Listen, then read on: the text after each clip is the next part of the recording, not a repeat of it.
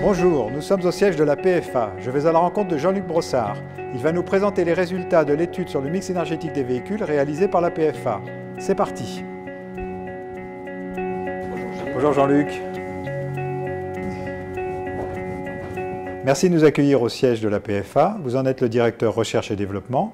La PFA rassemble les acteurs de la filière automobile française, donc bien évidemment les deux constructeurs Renault et PSA, les équipementiers, mais c'est également 4000 entreprises de la filière qui représentent aujourd'hui 400 000 emplois.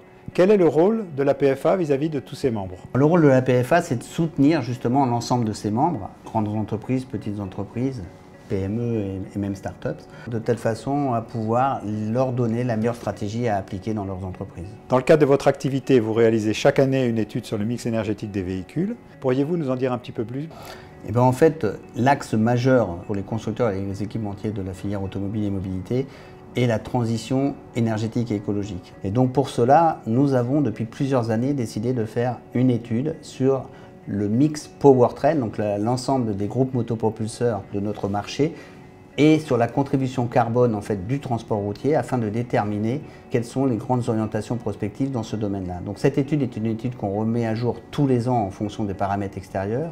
Elle est établie en fait par pays, c'est une étude mondiale avec plus de 36 pays qui sont observés, avec une approche TCO, donc pour le coût à l'usage, qui permet en fait de regarder pour les gens, en fonction de la mobilité qu'ils recherchent, le coût le plus faible et qui est le premier critère de choix en fait de leur mobilité. Cette année, quelles sont les nouveautés de cette étude et quelles en sont les tendances émergentes? On s'aperçoit qu'en 2035, plus de 35% des voitures vendues seront ou électriques ou hybrides rechargeables, d'après notre scénario Green Constraint, qui est un scénario avec une forte pression environnementale et une croissance économique modérée. Et on voit arriver aussi d'autres technologies. Et c'est pour ça que le gaz de GNV arrive avec une part de marché de l'ordre de 10 à 12% en 2035, ce qui permet, si on regarde le marché français, à avoir à cet horizon-là 2 millions presque de nos voitures vendues qui roulent au gaz sur les 40 millions que représente le parc de véhicules en France. Comment jugez-vous cette arrivée du gaz naturel, du véhicule léger jusqu'au véhicule lourd?